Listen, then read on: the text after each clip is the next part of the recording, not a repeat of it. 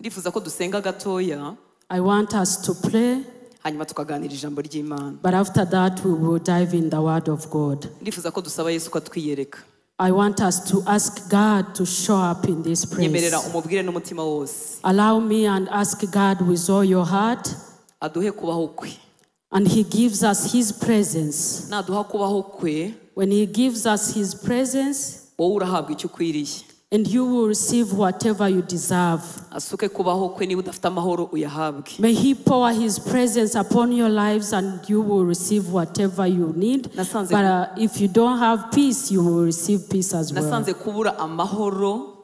I have realized that losing peace, kutagira ibyishimo by'agakiza, living without joy of the Lord, kubura umunezero dukura kuri Mwuka Wera, failure to receive joy from the Holy Spirit. Nukuri nukunyagwa.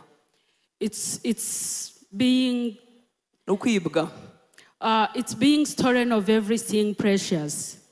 Hallelujah. Hallelujah. Kubera ko mu bintu Yesu yadusezeranyije, among everything God has promised us, harimo amahoro arenze uko umuntu atekereza. There is also peace that is measurable. Itabarika, irenze uko umuntu atekereza. There is peace that is beyond human's understanding. Hallelujah. Hallelujah. Uwo ni umugabane w'abakijijwe twese. That is a precious portion we have been given as the children of God. Ntabwo ari ikibazo cy'ubunini bw'ikibazo waba ufite. It's not a reason of being big problem you may be having. Niba udafite amahoro mu mutima umenye ngo waribwe. If you do not have peace in your heart, believe that you have been stolen of something precious. Ibyago n'amakuba mu isi bizahoraho. You have been robbed greater things in your life, and troubles, temptations will always come to your way. But those who are in Christ Jesus, Yesu yadusezeranyije amahoro, amahoro y'ukuri. Christ Jesus has promised us the true peace of ntabwo wemerewe kuyatakaza. And you're not allowed to lose that peace. Iyo wayatakaje uba wanyazwe. When you lose that peace, uba wibwe. You have been grabbed of everything precious. Kandi uhinduka vulnerable, uhinduka umuntu woroshye mu maboko ya Satani. When you are robbed of God's peace, you become a slave in the hands of the devil. Vulnerable ariko ibaho mu Cyongereza ni muyishake. You become vulnerable. Yego, uhinduka umuntu woroshye mu maboko ya Satani, yakugenza uko shaka iyo watakaje amahoro yawe. When you lose peace, the devil grabs you and you become vulnerable in his hands. Kubera ko amahoro y'abakristo nizo mbaraga zabo. The peace of the Lord is the strength of those who believes in him. Kugira ngo Daniel amanuke mu rwobo rw'intare atuje n'ituze ryinshi, kandi yarazi ko ziri bumurye, ariko iryo tuze rizanwa na Kristo uri muri we, rizanwa n'Imana iri muri we. For Daniel to go in a lion's den and then comes out well, it was because of the peace of the Lord. Abigishwa ba Yesu ntago babicaga barimo bashinyiriza, ngo banezezwaga nuko barimo bahorwa izina ry'umwami. The disciples were not doing what they were doing, just passing on or trying to please people. They were doing it because they had the joy of the Lord within their hearts. Biriya bintu ntago ari byo umuntu yigira. Whatever you've seen, everything you do as a Christian, it's not a pretense. You do not pretend to do it. Dusenge gatoya dusabe Imana ubwo buzima. Allow me and we pray and we ask God that life of salvation. Ubwo buzima. That life of salvation. Ariko ubundi ninde utumva Ikinyarwanda? Babaze ngo ninde utumva Ikinyarwanda? How many are here who doesn't understand Kinyarwanda? Bazamura amaboko. By a show of hand. Babiri batatu. Ni benshi. Imana ibahe umugisha murakabaho. God bless you. Murakaza duterane. Thank you for coming. I love you so much, and I'm learning English now. I'm trying to learn English. Cyane kandi ndushijeho kubiyegereza. And I hope kandi ndizera neza ko one day, kumunsi umwe, not very far from now, umunsi umwe utari kure uhereye uyu munsi, I will try to preach in English. kandi nzaba mbasha kuvuga ubutumwa mu Cyongereza. Reka rero dusenge inshuti z'Imana. Let us pray, brethren, reka dusenge dusabe ubuzima bwa Yesu bufatika muri twe. let us pray and ask that tangible life in Christ. Mureke tubusabe. Let us ask God that tangible life in Him. Acishe kugira neza ko imbere y'ubuzima bwawe. May He pass on His goodness before you. Uruwa gaciro k'igitangaza mu maso y'Imana. You're precious in the eyes of God. Umwami Yesu yagiye ku musaraba ku bwawe. Jesus Christ went on the cross just because of you. Ntabwo rero uri umuntu wo gupfa kubaho. Jesus Christ went on the cross because of you. You are not just living. Icyo waba uhagazemo icyo ari cyo cyose. Whatever you may be standing in. Icyakubayeho icyo ari cyo cyose. Whatever has happened upon your life. Umwami wacu yaratubwiye ngo nimuhumure nanesheje isi. Jesus Christ has promised that I have conquered the world. Yaratubwiye ngo mu isi mugira amakuba.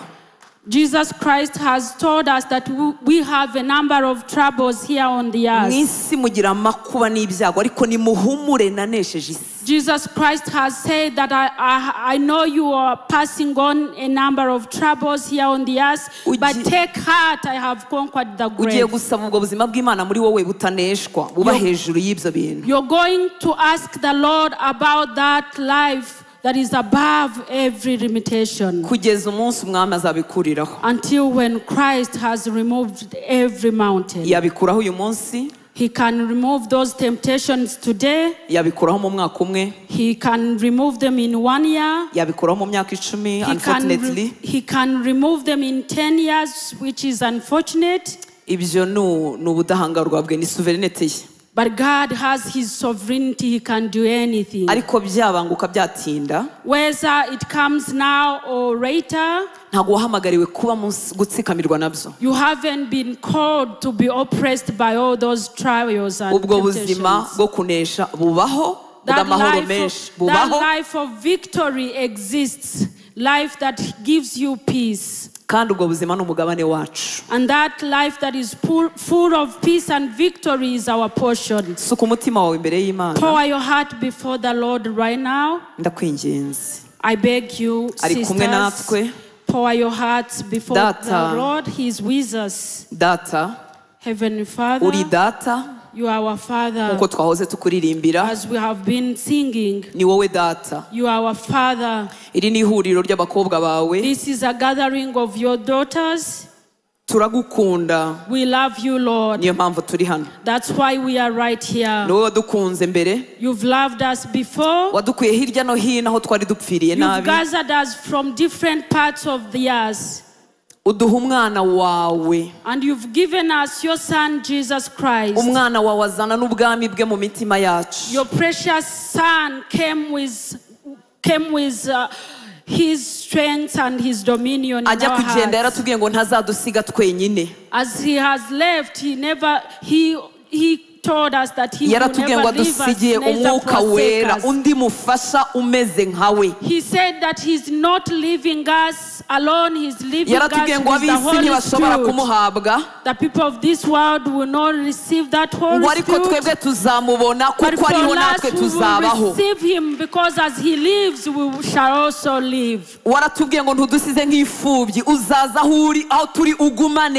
Lord, you've said that King Jesus, you've said that you've never left us alone. You've always been with us, and you will come and live with us. We pray for your presence this morning. Lord, we pray that your presence may flow within the life of each and every girl who is here. Lord, we pray for tangible presence. Presence that is revealed, presence that awakens us, presence that heals, presence that takes away every broken heart, presence that heals the sickness, presence that moves us from our own graves, presence that takes us, that moves us from death, presence that heals our hearts from kubaho grumbling. gukiza anxiety, kubaho gukiza kwiganyira Your n'umuruho. presence that takes away every grumbling heart. Turasaba uko kubaho mwami hagati muri We twebwe. call upon that presence amidst of Turasaba us, kubaho Lord. kwawe gukiza. We call upon your presence that brings Turasaba healing. kubaho kwawe kuvura. We ask for your presence that brings total Ntabwo healing. ubeshya, ntabwo uri igipindi, never lie. ntabwo uri amagambo, ntabwo You uri are a imitsi, true ntabwo uri God. imigani, ntabwo uri ibihimbano, It's not a uri mystery. muzima, You uri are muzima. alive. You are alive and you're tangible in our lives. Wasanze Yohana ku kirwa cya Patimo uramubwira ngo nari narapfuye ariko dore ndiho, ngo ni njyewe ufite urufunguzo rwa kuzimu, ni njyewe ufite urufunguzo Lord, you rw'ikuzimu. visited John and you told him that you have a key that moves people from death to life. Waramubwiye ngo ni wowe Alpha na Omega. You've told him that you are Alpha and Omega. Ashira irungu kandi ari wenyine ku kirwa cya He Patimo. felt not alone, even though Ashira he was umubabaro wo kuba yari alone. yarapfushije abavandimwe be bagendanye urugendo. He even became not lonely, even Aba though mu he had mwuka, ijuru lost a riramukingukira, number of arakumva. relatives. Your Holy Spirit appeared and he saw heaven opening. Turasaba ubuzima hagati muri twebwe We mwana. call upon that life amidst of us Ibi this ni wowe morning. ubikora, ntabwo It's nabikora, only you ntabwo who nabiha can do abakobwa bawe, that. ariko It's wabikora. only you who can do that, Most High God. Wabikora iri jambo You rikaba can rizima. do it and you can give life to this word, oh Lord. Wabikora ntumubera Imana ya kure, Imana You can y'abavuga do butumwa, it, Imana itariye Lord, ku giti and cye. become that God who is closer to us, a God who is personable. Urakoze kuko nawe ari byo ushaka. Thank you, Lord, because that's why you need, that's what you desire in our lives. Nawe nibyo ushaka no kuba nawe. Let, this Izi ndirimbo morning ni is yours, izawe. oh God. The songs we sang are yours, King Jesus. Turi hano ku bwawe mwami. We are right here because of you, Jesus. Ni wowe dushaka. We need you. Ni wowe dushaka. We need you, Lord. Ni wowe twifuza. We need you, Father. Niwe watumara inyota. It's only you who can quench our thirsty. Niwe waduhaza. It's only you who can feed us enough. Niwe waduha ubwo butunzi butagira akagero bwo It's only you kumenya who Kristo. can give us something abundantly beyond our human understanding. Abakubonye ntibongeye kugukuraho amaso ukundi. Those who have seen you have never taken their eyes out of you. Ntibongeye kuva aho uri.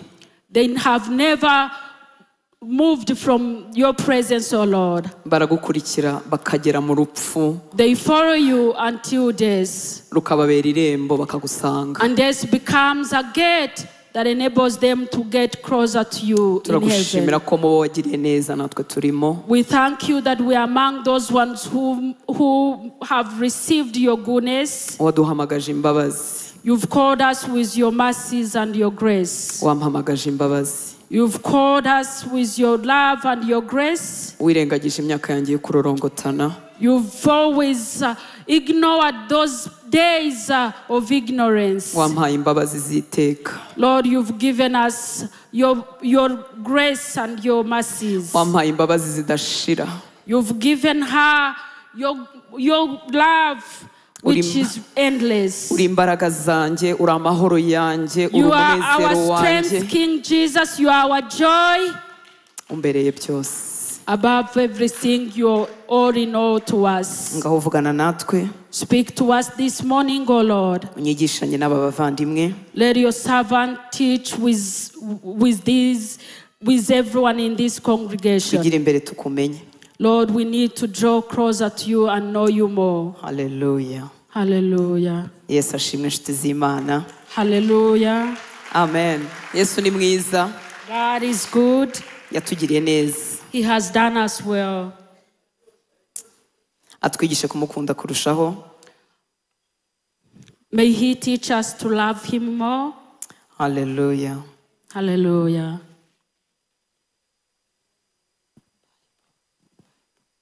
Sinzi iki kintu cyanjye cyo cyabaye.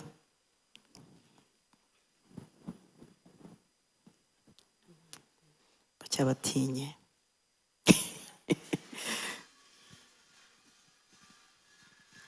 Hallelujah. Hallelujah. Imana yabanye natwe.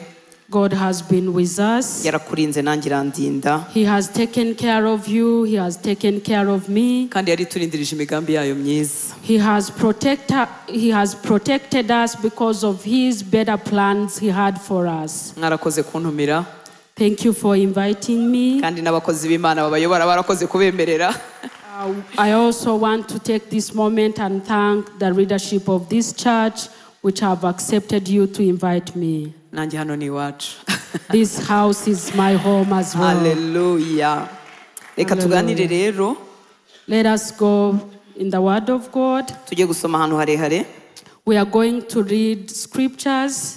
Mu butumwa bwiza bwanditswe na Luka igice cya mbere. We are going to read from Luke chapter 1. Turasoma kuri 26 tumanuke tugeze kuri 55. We will read from Luke chapter 1 verse 26 to 20 kugeza kuri 55 to 55. Hallelujah. Hallelujah. Turajya tunyuza amahari ho wenda dusimbuke Maybe we will skip some verses, cyangwa se twasome hose. or we will be able to read all verses. Abadaheruka gusoma Bibiliya Imana ibababarire. Those who have not been reading scriptures, may God forgive you. Hallelujah. Hallelujah. Reka dusome. Let us read. Turimo dusoza umwaka. As we are ending the year, Ndifuza ko wifuza uyu mutima. I want you to desire having this kind of a heart. Wifuza kurushaho kugira umutima wo kwifuza kubaha Imana kurushaho. I want you to desire to have a heart that obeys God, that needs God more. Tuba dufite ibintu byinshi twifuza kuba twaragezeho mu mwaka. Most of the time we desire to achieve a number of things throughout the year.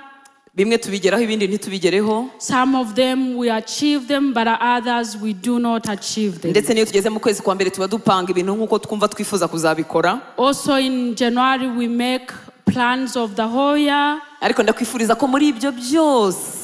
But I want to wish you in all those plans you have been Ibyo byose having, byiza uri mupanga. in all those plans you've set to have in the year coming, Wongere wifuza kurushaho also have this desire kuba umukobwa cyangwa umugore wubaha Uwiteka of becoming kurushaho. a girl or a woman who obeys God, Who fears.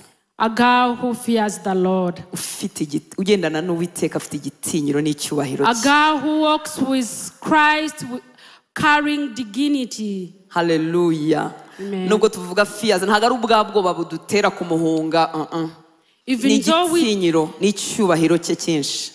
though we say that we need a girl and a woman who fears the Lord, we do not want to encourage you to be scared. We want you to obey him.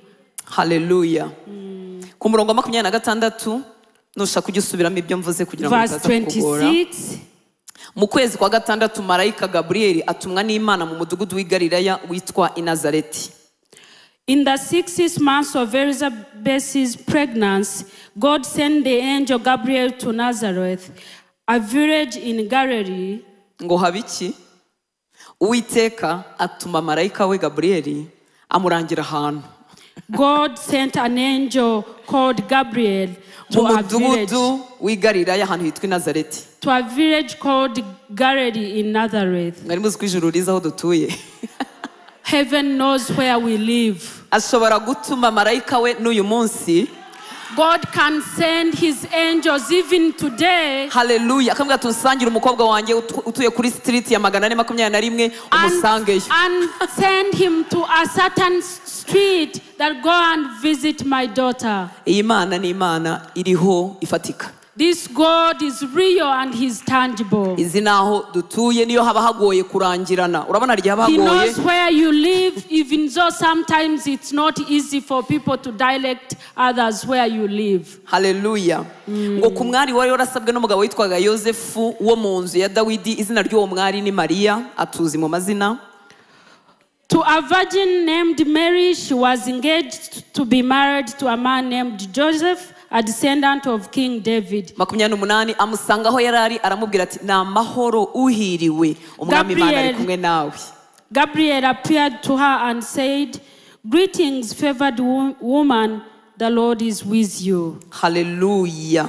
ni amahoro uhiriwe umwami Imana ari kumwe nawe. Greetings, favored woman, the Lord is with you. Muri Bibiliya yindi tumaze kugira version ebyiri z'ikinyarwanda haravuga ngo ndakuramutsa mutoni w'Imana Nyagasani ari kumwe nawe. In another version of Kinyarwanda, it says, I greet you, precious daughter of the Most High God. Ndakuramutsa mutoni w'Imana. I greet you, precious daughter of the Most High God. Uwiteka ari kumwe nawe. God is with you. Ndakuramutsa mutoni w'Imana. I greet you, precious daughter of the Most High God. Uwiteka ari kumwe nawe. God is with you. Hallelujah. Amen. Hallelujah. Amen. Tekereza ijuru kwicara rikareba umukobwa usanzwe wo mu cyaro cy'aha hantu ariko rikamwita umutoni w'Imana. Think about heaven, thinking about a girl who is living in a certain village and saying that you are the precious daughter of the Most High God. Hallelujah. Nubwo habaho isengesho rya ndakuramutsa Mariya ariko ntabwo ariko byari bimeze. Ni ndakuramutsa mutoni niwe baramukije. Ndakuramutsa mutoni w'Imana. Turaza no kubyumva uburyo avugana na Elizabeth. Even though there is a prayer that says greetings Mary, but now by that time that prayer wasn't allowed. The greetings was saying greetings the most precious daughter of God. 29 urebe Mariya ngo ariko we ahagarika umutima cyane w'iryo jambo atekereza iyo ndamutso icyo ari cyo. Confused and disturbed, Mary tried to think what the angel could mean. Nusoma Bibiliya ujye ugerageza kwishyira muri uwo mwanya naho hantu byabereye. Whenever you read the Bible, press yourself within that environment. Iyo babonye marayika ikintu cya mbere barikanga. When people see the angel of the Lord, they get scared. Ubwo bwiza buba ari bwinshi cyane bukabatera ubwoba.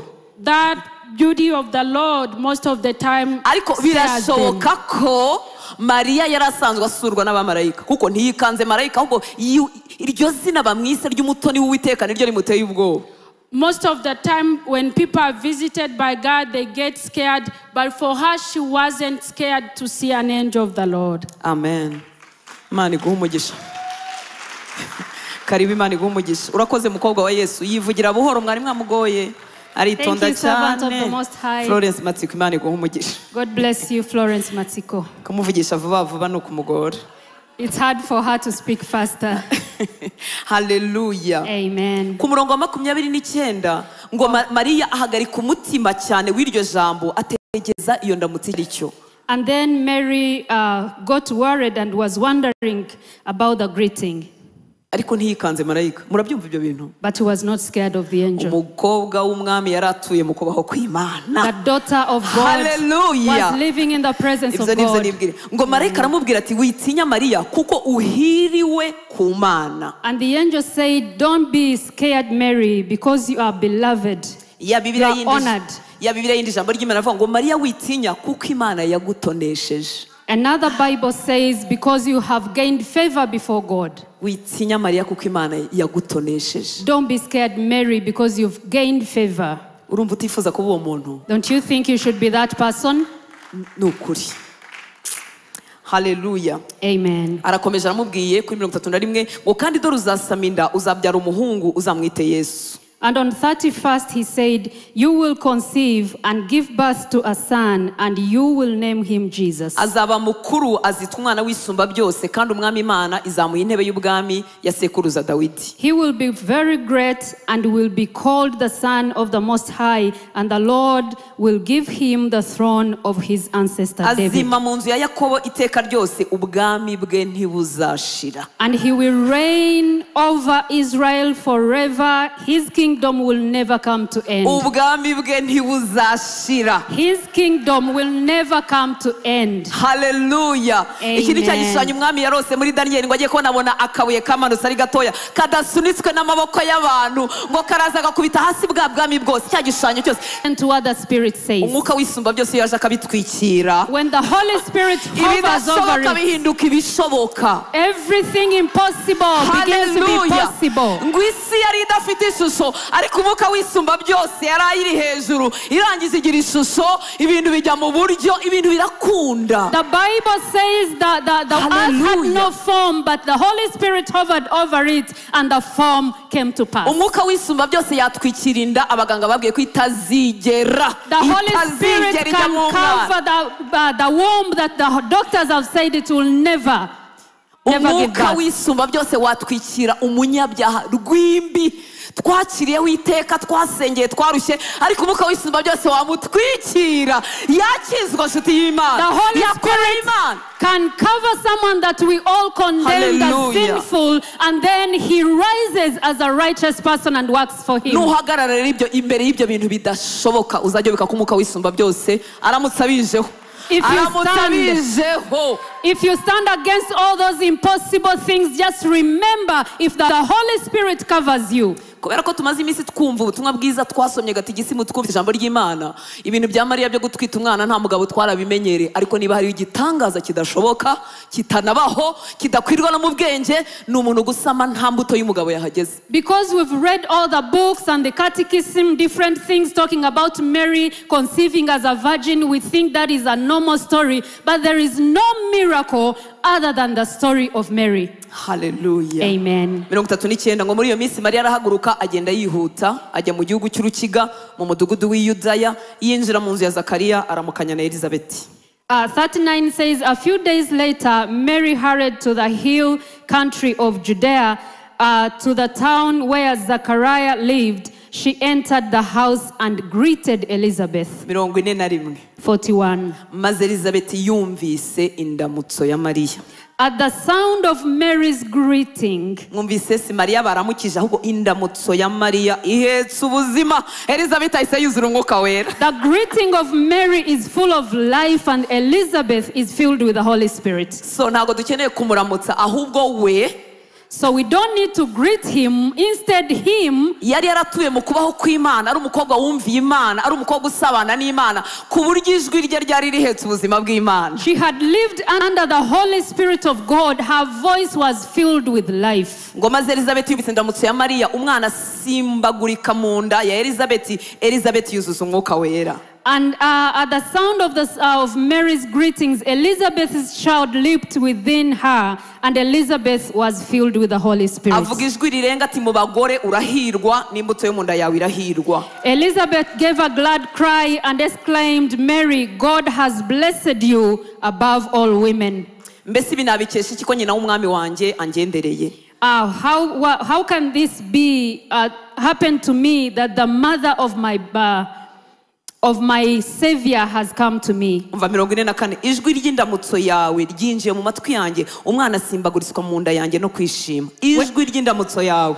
44. When I heard your greeting, the baby in my womb jumped for joy. Hallelujah. Amen. Ngo kandi hahirwa uwizeye kuko ibyo yabwiwe n'umwami Imana bizasohora. You are blessed because you believed that the Lord would do what he said. Muri ya Bibiliya ijambo ry'Imana avuga ngo urahirwa wowe wemeye ko ibyo watumweho na Nyagasani bizaba. The another version says, you are blessed because you agreed to fulfill what the word of God has said to you. Mariya aravuga ati umutima wanjye uhimbaza umwami Imana n'ubugingo bwanjye bwishimiye Imana umukiza wanjye kuko yabonye ubukene bw'umuja wayo kandi uhereye none abibihe byose bazanyituhiriwe kuko ushobora byose ankoreye ibikomeye n'izina rye niryera imbabazi ze ziri kuba mwubaha uko ibihe bihaye ibindi yerekanishije imbaraga ukuboko kwe atatanije abibone mu byo batekereza mu mitima yabo anyaza abakomeye intebe zabo ashyize hejuru aboroheje abashonje yabahagije ibyiza naho abakire yabasezereye amaramasa ataba Isiraheli umugaragu we kuko yibutse imbabazi ze yasezeranyije basogokuruza ko azagirira Abrahamu urubyaro rwe iteka ryose amen. Oh, how my soul praises the Lord, how my spirit rejoices in God my Savior. For he took notice of his lowly servant girl, and from now on all generations will call me blessed.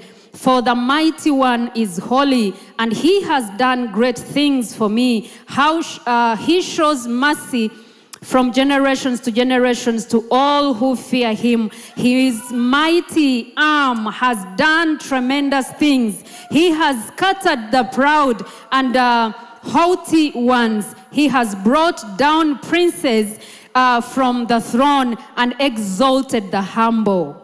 Hallelujah. Amen. Mwumvise umukobwa wari uzi ibyanditswe?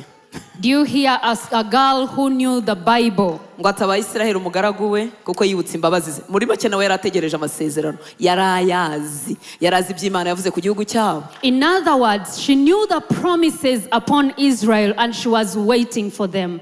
Yari umukobwa muto, mwibuke ko imyaka bashakiragamo abagara aba teenagers, abakobwa batoya. Remember, this was a young girl, almost maybe a teenager, because that was the age of marriage. Ariko yari umukobwa ubana n'Imana mwibanga. But she was a girl who secretly lived with God. Waruzi amagambo y'Imana n'amasezerano y'Imana. She knew the word of God and the promises of God. Tumwigireho iki rero? What should we learn from Mary? Ni ibintu byinshi twamwigiraho. So many things to learn from her. Ariko ibyo nahawe n'umwuka w'Imana. But what the Holy Spirit gave me, nkuyemo utuntu turindwi. I chose 7. Nawe umwuka wera nagukuriramo ibindi, nawe uzabitubwire, uzabibwira abo muzamuri kumwe. If the Holy Spirit reveals others to you, please talk to your neighbors. Ako nagize akambere.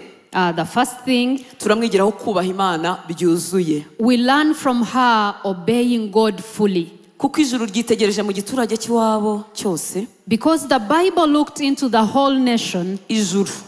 The heaven. Yitegereje mu bakobwa bo muri icyo cyaro bose b'amasugi. It searched all the virgins of the nation. Ariko ijuru riragenda rirobanura umukobwa. But the heaven sought for her. Ndagira ngo wihe gutekereza gatoya ku buzima bw'uyu mukobwa Imana yarebye muri benshi. I want you to imagine the life of this girl that God chose. Use nkugerageza kubw'imagine. And maybe imagine.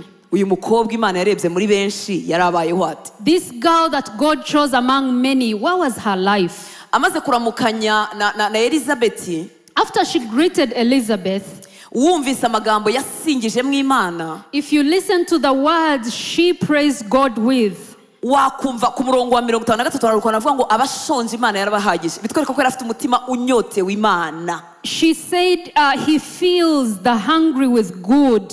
Hallelujah. That means she was hungry for God. Hallelujah. Amen. Uyu mukobwa yabanaga n'Imana ye mwibanga. This girl lived with his God in secret. Ntiyarazi ikizamubaho. She didn't know what would happen. Ariko umutima wari unyotewe Imana. But her soul was hungry for God. Hallelujah. Amen. Hallelujah. Amen. Nibuka ko ijambo ry'Imana dusezanya ko abantu bose banyotewe Imana, abantu bose bafite inzara n'inyota by'Imana, Imana izabahaza. Remember, the Bible promises those who are hungry for God, he will fill them. Muri Matayo 5:3. In Matthew 5:3. haravuga ngo hahirwa abakene mu mitima yabo kuko ubwami bwo mu ijuru ari ubwabo. The Bible says blessed are the hungry at heart, for the kingdom of God is theirs. Hahirwa abantu basonje, hahirwa abantu bumva batahaza iby'Imana, hahirwa abantu bayinyotewe bayishaka kuko Imana izabahaza. Blessed are those that are hungry, that are seeking for him, because he will fill them. Muri Bibiliya ijambo ry'Imana rivuga ngo hahirwa abantu bafite imitima ikeneye Imana. The Bible says blessed are those that have hearts that need God. Nshuti y'Imana, ubu dukeneye ibintu byinshi. I know we need a lot of things. Dukeneye ibintu byinshi. We need lots of things. Dukeneye amamodoka, dukeneye amazu, dukeneye imyenda, dukeneye gushyingira abana bacu, dukeneye ibintu byinshi kandi byiza kandi byangombwa. We need so many things. We need cars, we need dresses, we need to send our children to marriage. We need a lot of many things. Ariko Bibiliya yavuze ngo hahirwa umutima ukeneye Imana. But the Bible has said blessed is the heart that yearns for God. And that heart will be filled. The Lord will come and quench your thirst with his godliness. What hurts me is that people who are praying are not all seeking God. hari ubwo twisengera dushaka ibyiduha kandi koko irakabiduha nabyo biradukwiriye ariko kugarukiraho ni ukunyagwa zigahera. Sometimes we seek God for different things. It's okay to ask them, but don't stop there because you're being robbed of an important thing. Hallelujah. Amen. Hallelujah. Amen. Bibiri irongera ikatubwira ngo hahirwa abantu bafite inzara n'inyota noneho byo gukiranuka. And then the Bible continues, blessed are those that are hungry and thirsty for righteousness. Inzara n'inyota byo gukiranuka. Thirsty and hunger for righteousness. Bitera umutima w'ubifite. It makes someone who has that. Bimutera kubabazwa nuko yababaje Imana. It makes these people feel burdened for what burdens God. Hallelujah. Amen. Suko badahasitara. Not because they won't stumble. Suko batananirwa. Not because they won't fail along the way. Ariko umutima ufite inzara n'inyota byo gukiranuka. But a heart that is yearning, that is thirsty for righteousness. Ubabazwa no guhemukira Imana. It gets its heart for not fulfilling what God wants. And that is the heart that repents fully. Hallelujah. Amen.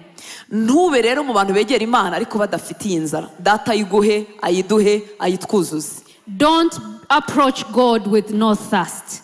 Let God give you that. Seek for it. Hanyuma rero Imana itarobanura ku butoni. And this God that is not a respecter of persons. Kuko hari icyo yasanze mu mutima wa Mariya. Because he found something of substance in her heart.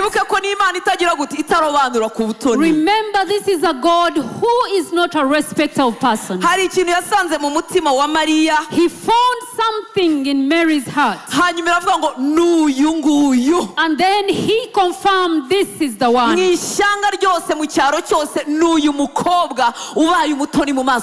an entire nation, this is the only girl that has earned favor before me. Remember, she obeyed God without knowing what will happen. We don't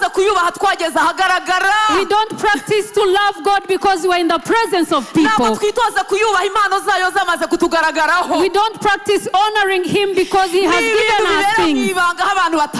Even behind where people can see. Because He's a God who is not a respecter of persons. Whoever is thirsty and hungry, He will show things has never shown to their pastors. Hallelujah. Amen. He will show you things your generation has never known. Because God has many secrets to reveal to His people. He has things He wants to reveal to us. But because we are not hungry for Him, if I don't have a heart that is hungry for Him, when He reveals one thing, I use it to stamp over you. Oh my God. He's a God who is not a respecter of persons. Peter said it when he was in Cornelius' house. And he said, Peter has realized our God is not a respecter of persons. Because in all nations, whoever believes and honors Him, he honors Him. Peter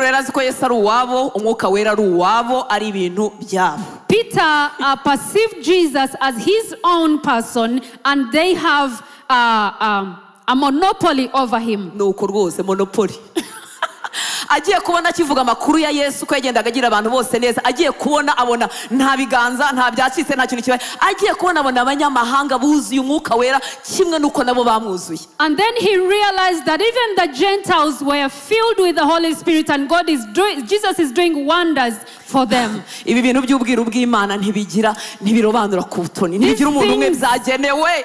These things of secrets and secrets of God don't have boundaries. They don't have an owner. Haleluya, tumuhe icyubahiro. Haleluya. Yaduhishurira ubwiru bw'Imana, twararindagiye, twarabanze kurorongotana mu byaha, twarabanze gupfa nabi cyangwa twarakuriye no mu nzu y'Imana. Yaduhishurira ubwiru bw'Imana butandukanye n'amadini twamye. Those who are in sins, regardless of religions we are living in, he can choose to honor us with his secrets. Kugira ngo Imana ikugereho ntikeneye guca mu wundi muntu wari wese. It doesn't go through someone for God to reach Kugira ngo you. Imana ikugereho ntikeneye guca mu wundi muntu wari wese. Before Jesus reaches, he doesn't need to go through anyone. Abantu bose Imana yazanye imbere yacu ngo batwigishe ijambo ry'Imana, bakoresha impano nziza Imana yabaye muri twebwe, n'abaranga. Every person that God is using to talk to us about God and point towards God, they are just people who point Jesus to us. Kandi iyo batarwaye indwara z'ibihe bya nyuma bavuga nka Yohani ngo ngiye nkwiriye kumanuka wagakuzwa. And when we don't suffer from the illnesses of the last days, they say like John that I should decrease so that he increases. Aka kabiri twamwigiraho. Another thing we learn from Mary, tumwigireho kugirira Imana icyizere cyuzuye. We should learn from Mary the having full faith of God. Ku murongo wa 34 ntago yigeze avuga ati ko nari narasabwe se, ntago yavuze ngo rubanda se bazavuga iki, ntago yavuze ati mu mudugudu se bizagenda gute. Yari ifite ikibazo kimwe ati bizagenda bite ko nta mugabo.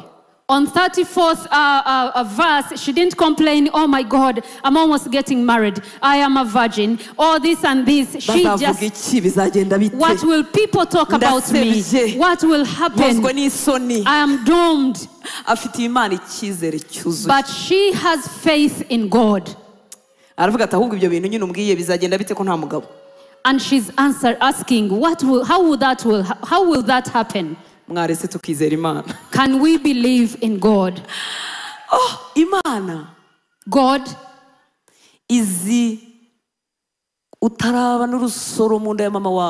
she knows you before you even were created in the womb of your mom. Before your mom and dad met. All the problems you went through on earth happened. He knew you personally. How can we afford not to believe in God? So we can learn from her having full trust in God. She didn't care about her name, her reputation, her future. She all handed it in the hands of God. The angel explained a very complicated plan of God. But she didn't go through all those details of life. One question was, how will this happen? How are you planning to do it? I've never been married. This shows us the life that has sold fully in the hands of God. Not having full trust in God has killed us. We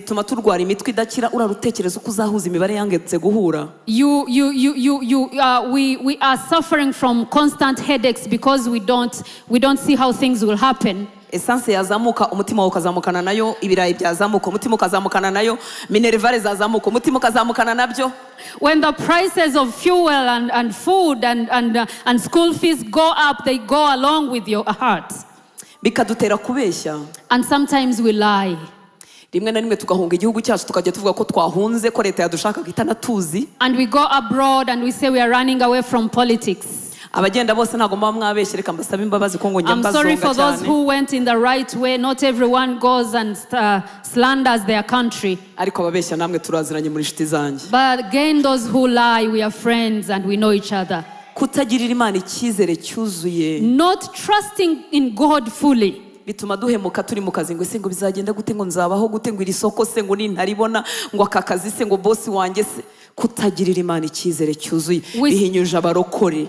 We start embezzling from the work, from our workplaces because we fear what will happen, what will we eat, what will. It has challenged us as believers. wemeye interuro y'ikinyoma ivuga ngo niko abantu bose babaho, ntabwo ariko abantu bose babaho. And you have believed a lie that says that's how everyone lives. Ngo ntabwo umucuruzi yacuruza atibye, ngo atabeshye, ngo bose Rwanda Revenue wayikizwa n'iki? You're saying every businessman has to have ways around revenue. Ubu Imana nta mugisha ufite wo kumpa ndimo ncuruza nkaba nakwishyura umusoro nkanacuruza nkanasagura. Ubu Imana uwo mugisha ntawe igira pe, mu bubiko bwayo ntawubamo. Is God short of blessing that he can bless me and I prosper without running after what revenue is? Ngo ni ibintu bimenyerewe iyo ugiye mu Bushinwa cyangwa Dubai cyangwa Turkey igomba kuzana facture igabanyijemo kabiri. Ibyo ni ibintu bimenyerewe nawe Hortense reka gukabya. It's normal if you go to China, to India to bring things, you have to bring a halfway receipt. Hortense, please. That's how it happens. Icyo Maria azaba cyo nuko bazamuvuga nuko bizagenda nicyo bizatwara ubuzima bwe n'abantu ntacyo bimutwaye. What Mary will become, her life, her reputation, her future is none of her business. She trusts God. Muri make mu mutima we yavuze ngo niba biri mu icyubahiro cy'Imana bikaba bisohoza imigambi y'Imana bikaba bisohoza icyo Imana ishaka. In other words, she says, if this is the plan of God and it honors God, I don't care what happens to me. Can we please try this and see how God is going to give us peace that is like that of a baby? The peace that is almost like that of a baby. A baby of 3 years that is taken to school for the first time. She doesn't know how much you will pay. He doesn't know the fuel where it will come from. Whether you take her on a bike or on a limo, she doesn't care because she doesn't know what it takes. All she knows, she has parents and she doesn't care. So this is our God. And he is really our dad. He is our dad. Where do we get all this trust? It comes from knowing him. That's why Mary had a relationship, a personal relationship with God. And that's why when we are learning the word of God, we are not wasting time. When I tell Rebecca I'll give you 10 millions and she doesn't know whether I have it or not, she has never seen me give that amount of money. She will say, Hortense, please don't lie. But if I knew into John, when you look into John, it says, it explains how the leaders, the religious leaders of then when Jesus was there, believed in Jesus, but cared so much about how people would think about them in the synagogue, and then they didn't follow Jesus.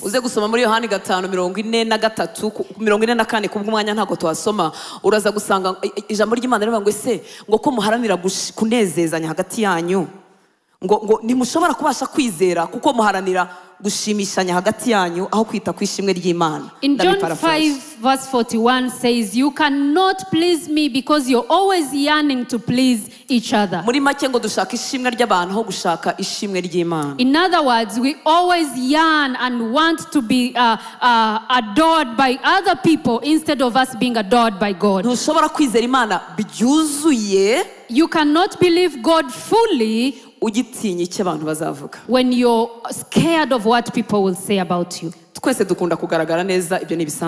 We all love to look good, that's okay. ubu imyenda twambaye ntitwayambariye twebwe twenyine twayambariye n'abatureba urumva ko nari ikibazo gikomeye. And the way we dress today is because not because of us but also because of those who will see us. Ariko hari igihe biba gatego mu mutima. But sometimes it becomes a stumbling block in your heart. Umuntu yabasenga nasaba ngo Imana izamugirire neza. And when you're praying asking God to do good for you, ariko icyarwana nacyo cyane ari kuvuga ngo batazancisha mu ijisho batazangaya batazambona kandi Imana nayo iri yaranje bakabimenya. But because your prime need is for people not to despise you, not to step over you, not to see you as a cheap person, and God makes sure it's known. It's so bad to be ashamed. uzi iyo basohoye abana bawe mu ishuri babuze minervare. You know how it feels when your kids are being chased out of school because of school fees? Uzi iyo wabuze amafaranga yo kwishyura inzu. Do you know how it feels when you can't pay rent? Uzi iyo wabuze ubufasha bwo guha umuntu ukunda. Do you know how wakabaye ubumuha yanakureba akabona urasa nk'ubufite. Do you know how it feels when you can't help your person, your friend, and really it looks like you can do it? Birababaza. It hurts. Ariko Imana ibikoresha umurimo wayo mu mitima yacu. But God uses his work in our hearts. Usigara uriho nyine nkawe. You live just because it's you. Ukaba nyine nk'ukuri.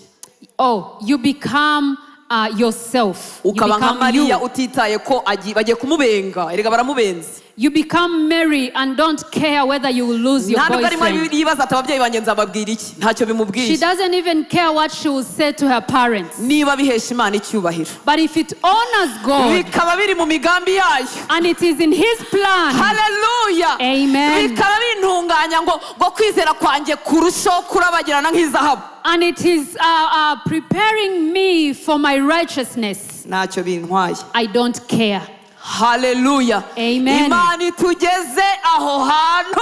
May God make us Imana reach that ikugeze aho place. hantu. Imana itugezeyo. May God make us reach that very place. Kugirira Imana icyizere cyuzuye. Trusting God completely. Kandi nayo niyo kwizerwa. And he's Iyi also Mana faithful. izi gupromotinga, Our izi God. kwamamaza, izi gukingura imiryango. Ayi! Hallelujah. Kandi iyo yayikinguye nta muntu wayikinga. He knows how to promote us. He knows to advertise us. He knows to open doors for us that will never be closed by anyone. Ariko izi no gukinga. And he also knows how to close them. Ikavuga toruta ntabwo uva aha. And he says you will never go away from here, Oltan. Ntuhava kuko mfite umurimo ngomba gukora muri wowe. Because I have some work I want you to do. Ngahamagara Diana, ngahamagara Pastor Florence, ngahamagara Pastor Mugisha, ngahamagara abantu bose numva bangirira imbabazi kabwira turaguma ha. And I call upon the great people I know. I call upon Diana, I call upon Pastor Charles. And God says you will stay there. Reka tuyicyubahirize gukingura no gukinga. He knows how to open and shut doors. Warakingiranywe nikubwibigeza byawe. Are you behind closed doors? It's for your sake. Hari umurimo Imana ikorera mu mitima yacu itagikorera mu kivungi. Itagikorera ahagaragara. There is a work that God does in our hearts that will never be done in public. Ntukorerwa ahagaragara. It is never done in public. Ni wowe nayo. It's you and him. Ikagusyonyora. And he crushes you. Ukinjira mu nzu y'umubumbyi. And you enter into the potter's hand. Igasanga urutansi ufite forume itajyanye n'ikimana gushaka. You enter into the potter's house and you are Oltans that is in a shape that God doesn't want. Kavuga urutansi n'ubunyamirambo bwe. And then he says, Oltanse, you are a Nyamirambo girl. Ntabwo yagira imbabazi nyinshi. You will never be merciful. Ntiyakunda abamubabaza. You will never love those who hate you. Nta kwihangana agira ndamuzi. She's not patient enough. Ikagukanda. And then he presses you. Kugira ngo iguhe forme. For you to have a shape. Ijyanye n'ibyo gushakaho. That is according to what he wants of you. Wamara kunogamo gake. And then when you, and then when you are a little done, you're not fully done. When you're almost done, and then he puts you on a pedestal. Puts you on a pedestal to see how you're doing, and then those things that remained into you just poof, pop up. And then he says, I thought you're fully done. Then let me bring you back to the potter's house. And then he decorates you. So he knows how to open and shut. But let's trust him. Another thing we learn from him, it's a heart, a servant heart. Amaze kubwirwa ayo magambo akomeye yuko azabyara umwana w'Imana ufite ubwami butazashira. After she's been told all those words that are very hard for her, ku murongo wa 38 on the 38th yaravuze ngo verse, dore ndumuja.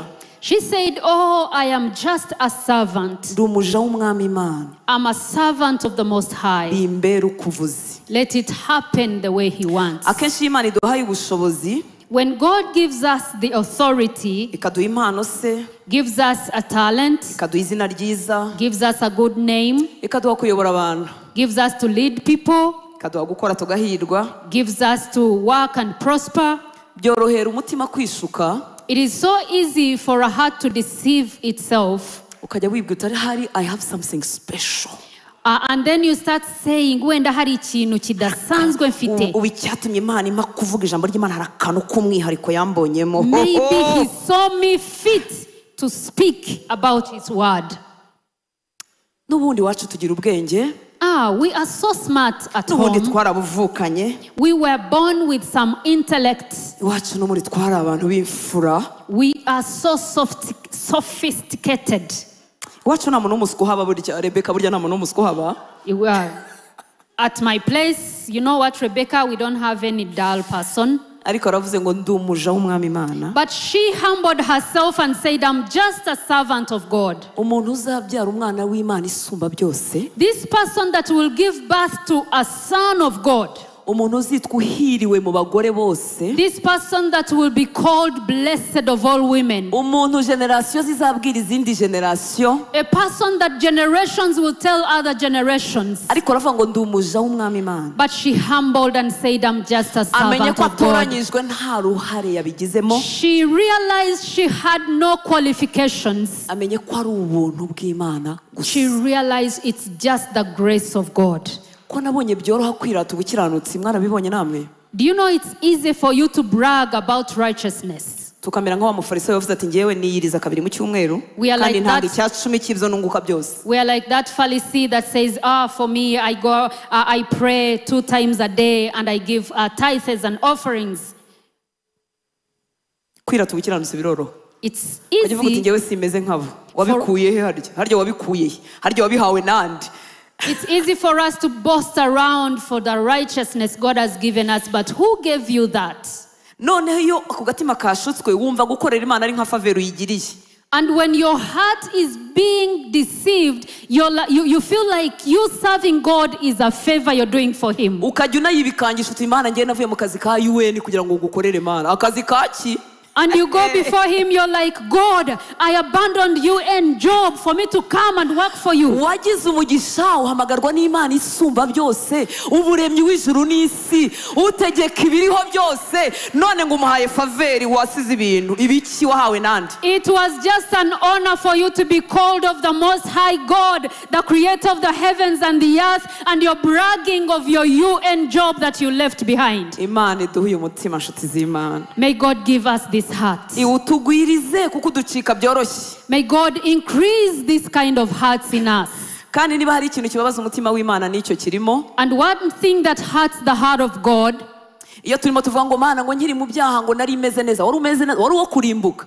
and when we go before Him and start bragging about we were doing good in Ibi biba sin, bitwereka ko tutamenye icyo twakize. that means you don't even know how Nta God nubwo uzi saved icyo you. Yesu yakoze ku musaraba. Irimbukiro You don't nturizi, ubugingo buhoraho ntabwo ubuzi, niyo mpamvu uvuga ngo ntarakizwa nari meze neza. Iyo upfa iryo joro udahuye n'umwami wari kurimbuka. You don't even know what Jesus did on the cross. That's why you're bragging about how you were doing in sin. If you had died that very night, you would be in hell right now. Wari kurimbukana n'amafaranga yawe n'ubwiza bwawe n'amashuri yawe, ariko wari kurimbuka. You would be in hell with your money, with your beauty, but busy being in hell. Turamushimira ko yatugiriye imbabazi, We thank God akadukizayo because kabyara.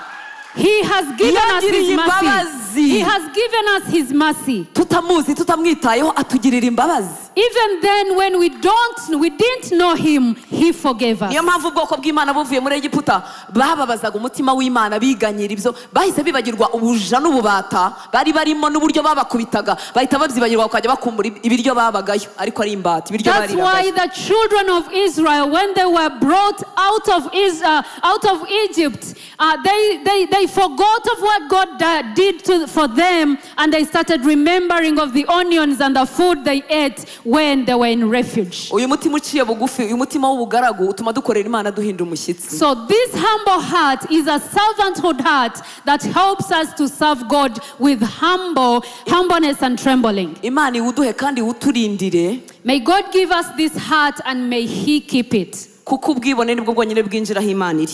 Because the pride never enters where God is.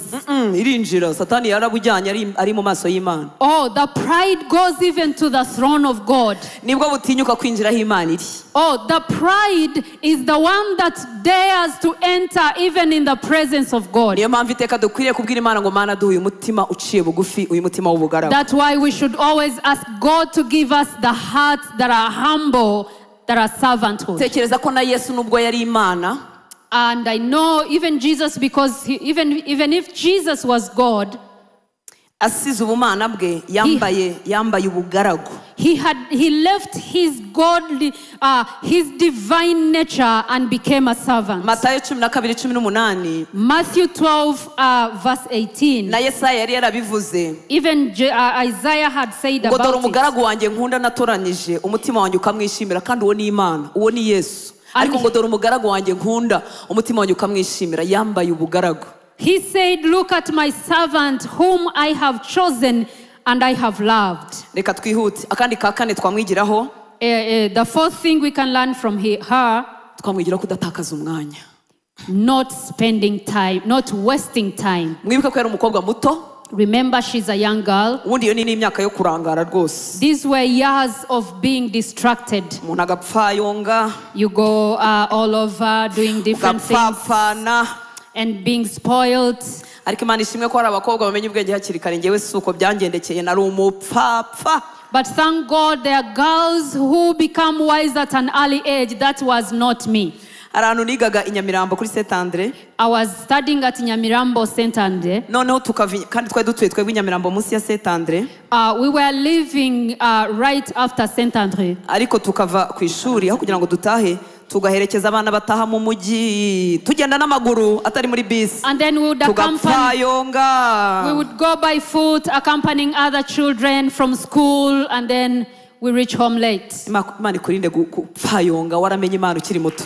May God help you not to be distracted when Uyu you're mukobwa ku young. murongo wa 39, On the 31st verse, amaze 9, kubwirwa amakuru na marayika, after she was told the news by the angel, yatekereza ko yazinze amakanzu, ko bambara amakanzu maremare. I remember she got her robes. Ngo akagenda yihuta akajya kwa mwene wabo Elizabeth mu rukiko. And then she ran so fast to her, Yaravuze her ati relative. hari undi mugore mukuru ufite amakuru y'Imana, ubana n'Imana, ngomba kwihuta tukajya kuvugana ibi bintu. And then she said, there is another mature woman who has lived with God. I need to talk this with her. Bagore beza, bakobwa b'umwami, Imana iturinde gutakaza umwanya. Young girls, ladies, please let's not waste time. Imana iturinde gutakaza umwanya. Please let's not waste time. Wagenda yihuta. And she ran so Ibi fast. biratwereka umukobwa wakujije ubusabane n'Imana ye. This is showing us the girl that has had a relationship Iyo with his usabana father. n'Imana iteka uhora ufite ibintu by'Imana byo gukora. If you have a relationship with God, you always have things to do. You are Ufite busy. ibintu by'Imana byo gukora. You are busy in the things of God. Ufite abo ugomba kubwira Yesu, ufite amasengesho ugomba gusenga, ufite ijambo ry'Imana ugomba kwiga, ufite abo gukomeza, ufite abo kugira inama. Ntushobora gusabana n'Imana ngo ugire umwanya wo guta no gupfayonga. You are busy praying, busy reading the word of God, busy comforting other Christians. You have a lot to do when you are a girl with a relationship with God. Bakobwa b'umwami. Girls of the Most High. Imana iturinde gutakaza umwanya. May God help us not to waste time. Ubu Imana ifite ibintu ishaka kubwira abantu. God has so many things to tell people. Ifite ibintu ishaka gutuma abantu. He has many things to send us. Ariko ugasanga turi muri rwaserera. He has many places to send us, but we are distracted. Ubu noneho Noheli yaje. It's Christmas. Uko amatara yaka mu muhanda niko yaka mu mitwe yacu. And the same way the lights are lighting on the streets are the same way things are happening in our heads. Ariko si ubu dukizwe tubeho nk'uko twabagaho tutarakizwa koko. Should we be saved and live the same way? N'akanamba. Should we live the same way we lived before we got saved? Nothing really changed. Mu gakiza umaze 2 umaze 5 uracyababajwe n'umwenda wo kwambara kuri Christmas. Tumwigireho kudatakaza umwanya.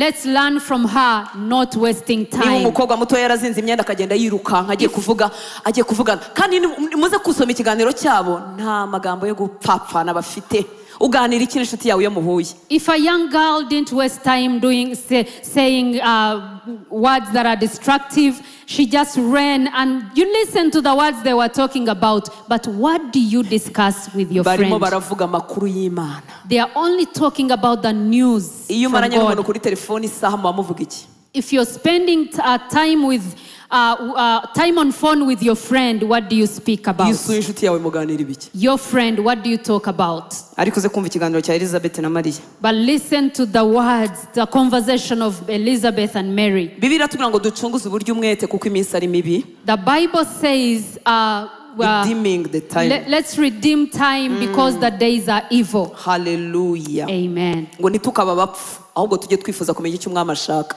Let's not be distracted. Let's know what the word that the Nitukaba Lord wants.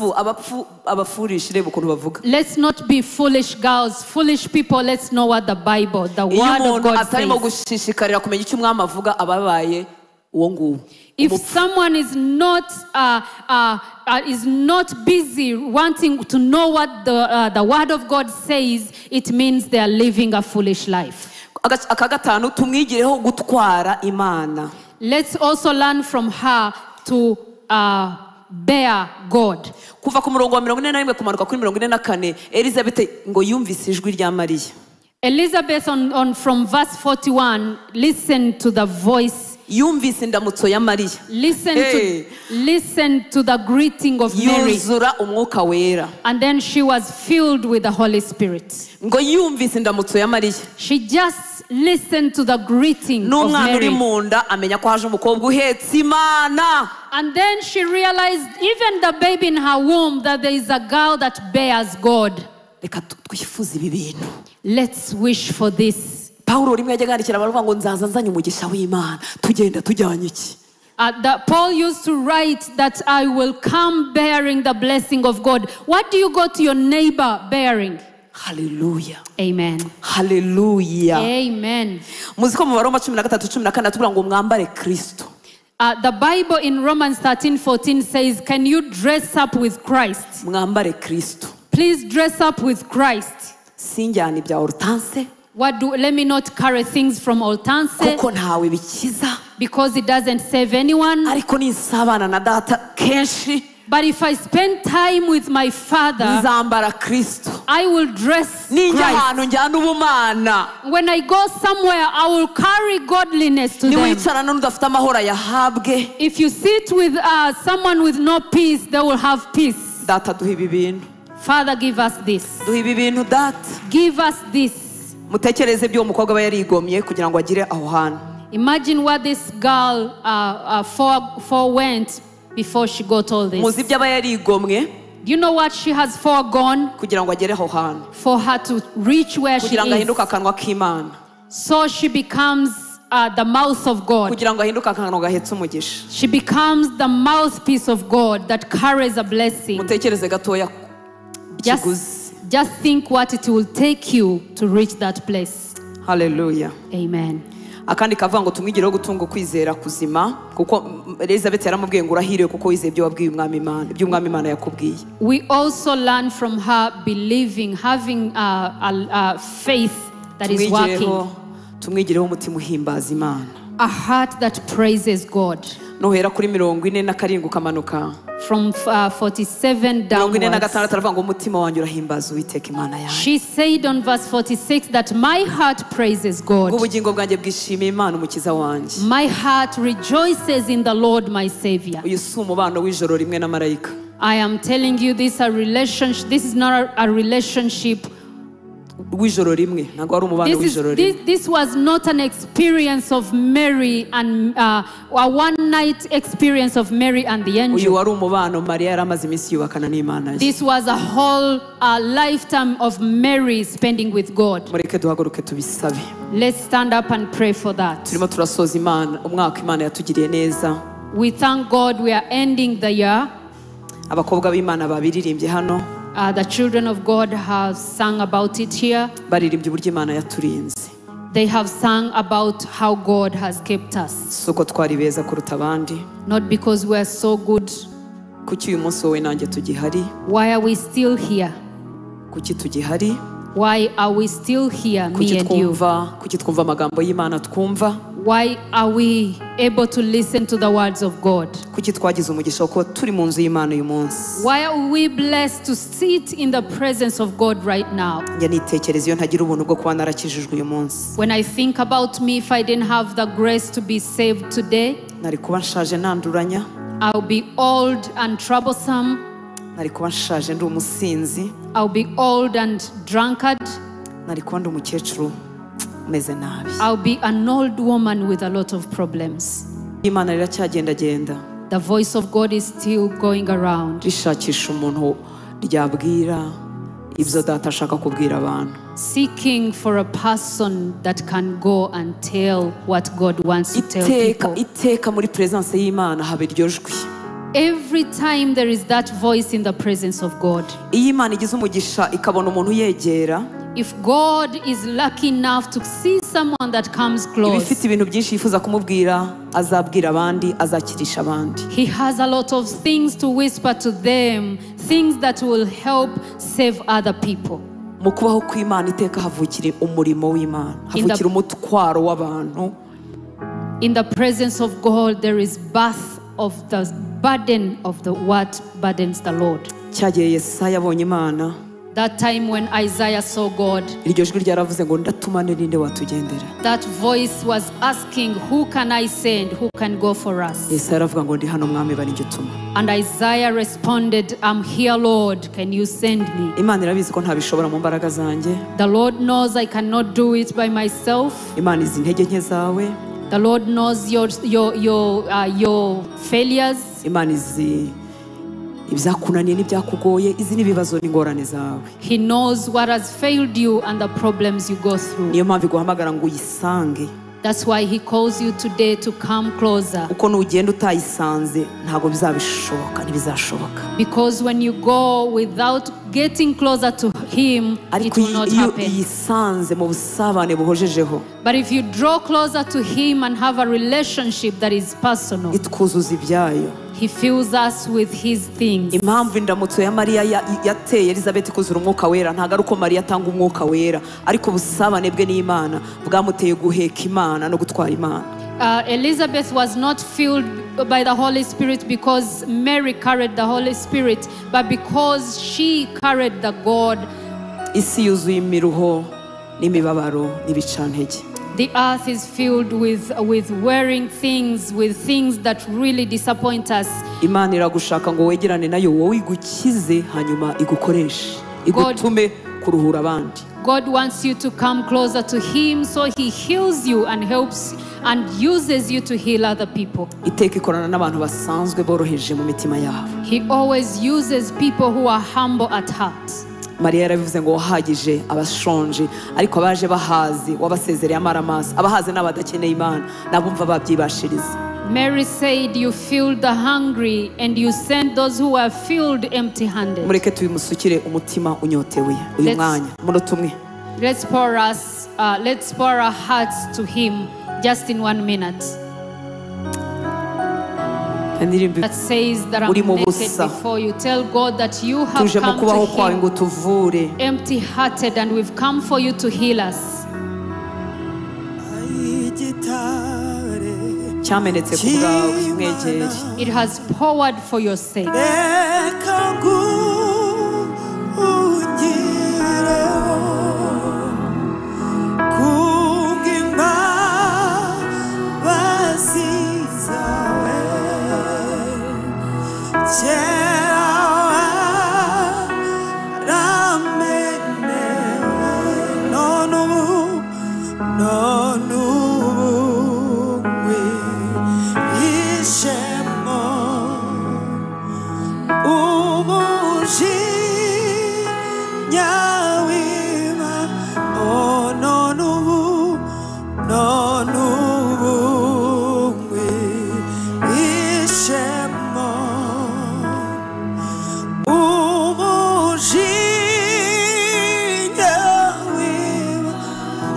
none dore nambaye ubusa dore namba y'ubusa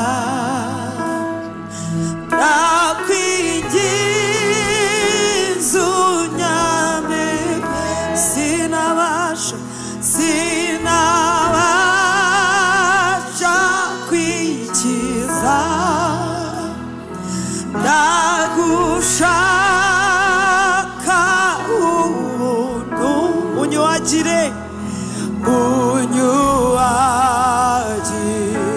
ibyaha mutubazi that have caused you to go far from him. wabumuzanira gatoya You bring them just a little. mubwire ngo nkiza mwami wanjye Be close to him and ask him to nkiza heal you. ibyaha by'ibinyoma n'amanyanga nazaniwe n'ubwoba bw'ubuzima. Tell him, heal me of the sins of lies and things that I fear. nkiza kwihozaho amaso mfite ubwoba ngo abantu bazavuga iki. Heal me that I may not look at myself and think what people will talk about umpe me. kukwizera byuzuye. Cause me to be faithful and have faith in you. nkiza kwirwanaho mu manyanga bituma mbyigana n'abantu. Heal me from shady deals. nkiza mwami wanjye. Heal me, my Lord.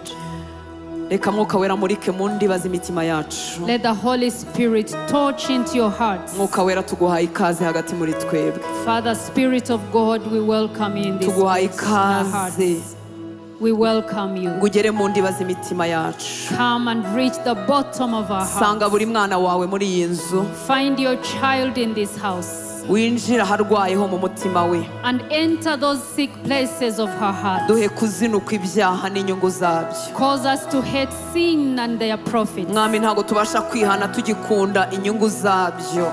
Lord, we cannot ntabwo repent tubasha if we kwihana love. tugikunda ibyiza biduhesha. We cannot repent if we still love. duhe kuzinukwa. Cause us to hate them. mpa kuzinukwa. Cause me to hate them. mubwira guhe kuzinukwa inyungu z'icyo kintu kitanejeje Imana. Tell God to hate the sin and its benefits. tuje imbere yawe nk'abambaye ubusa mwami. We come before you as naked ngwino people. udukize ibikomere bitubuza kukwizera. Come and heal us of the wounds that are causing us not to twakuze believe you. twirwanaho tudafite abadukunze n'abatwitayeho bituma nawe tutakugirira We icyizere. grew up fighting, venting for ourselves. That's why we can't even believe you. ntabwo tuzi kuba abana. We don't know how to be vulnerable before ngwino you. udukize ibikomere by'uburyo bwose. Come and heal us of all wounds. ibikomere twatewe n'ibyaha by'abandi, ibikomere twatewe n'ibyaha twagukoreye. The wounds that have caused by our sins and the sins of other people. mwuka wera akora umurimo hagati muri twebwe. Holy Spirit, do your work in our hearts. ndagushimira ko buri muntu wese muri twebwe ari umwihariko mu maso yawe. I thank you, Lord, that everyone is unique before you. ngwino ucagagura ingoyi zose zitubuza kwigira imbere muri wowe. Come and break every bondages that are causing us not to draw near ngwino to you. umenagura uburetwa butsikamiye ubwonko bwacu butuma duhora turangaye dushaka ibiturangaza.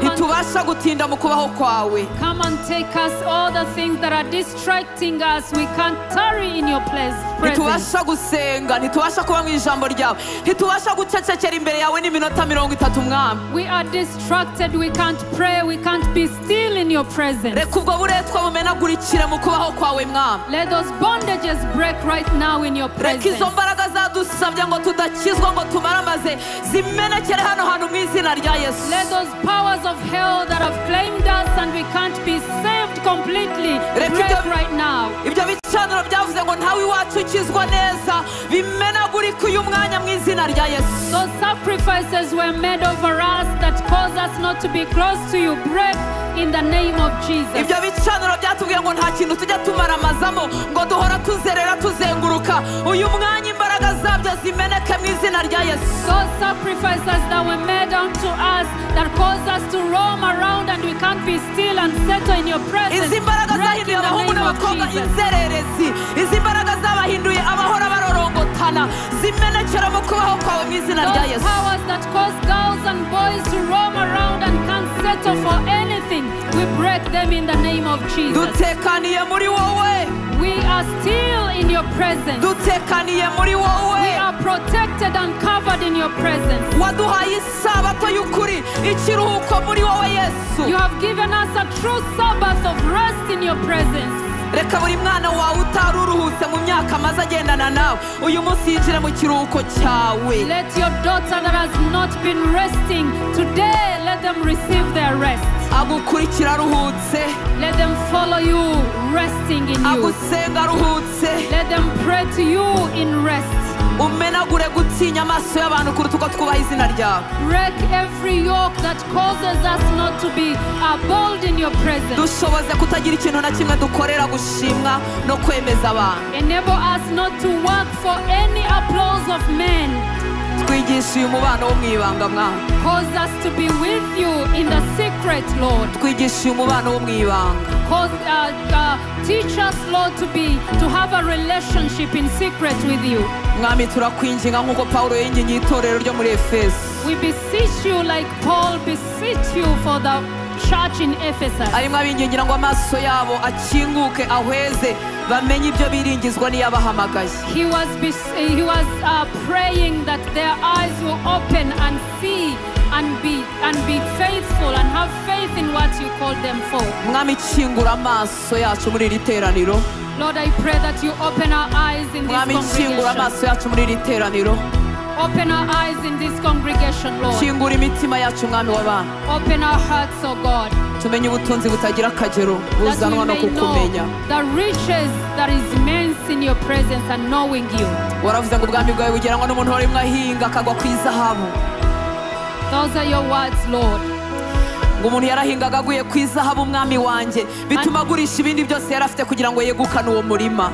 Oh, you said, Lord, your word says that someone was digging and he found gold.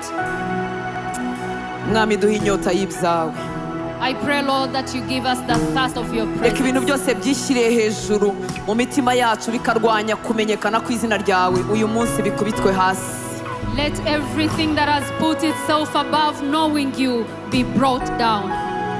warakoze ko watubwiye kuzabana natwe. Thank you that you've said you will be with us. wavuze ko utazigera udusiga twenyine. You promise not to leave us alone. reka kubaho kwawe kudutwikire. Let your presence cover us. bitashobokaga bihinduke ibishoboka. Let all the impossible be possible. ibyari byaratunaniye bihinduke ibishoboka. Those that have been failing us, we will conquer them. reka utwuzuze kubaho kwawe imigezi y'amazi y'ubugingo itemba iva mu nda zacu. Fill us with your Holy Spirit and let the streams of living waters flow out of our mwami belly. twuzuza inyota idashira yo kugushaka. Fill us with constant thirst of seeking twuzuza you. inyota idashira yo kubana nawe. Constant thirst of being with you. kugira ngo iyo migezi ya kubaho kwawe ikomeze itemba iva muri twebwe. That your streams of living waters flow out of natwe us. tuje kukubwira nka mariya And we come to tell you like Mary ngo twebwe abaja bawe that we are your servants. bitubere uko wowe ushaka. Let it happen the way you want it. buri muntu muri twebwe ni umwihariko mu maso yawe. Every person is unique before you. hari imirimo wanditse mu gitabo cyawe atarabaho n'umunsi n'umwe uravuga ngo nagera muri Kristo Yesu azayigenderamo. There are good works you have written in your books before they were even born that they will walk in them in Christ. duhagarike muri ibyo watugeneye mwami. I pray that you cause us to stand in those things you've reka written about us. tuzasaze tuzagusange twararangije gukora byose wari waradusabye ko tuzakora wari waratwandikiye ko tuzakora. As we go back to you, Lord, I pray that we come when we've already fulfilled everything you garura wrote for us to kwihuta do. garura kwihutishwa mu mitima yacu tumare ubunebwe tumare kwizungurukaho tumare gucika intege tumare gucogora utwihutishe kubw'umwuka wawe. I pray, Jesus, that you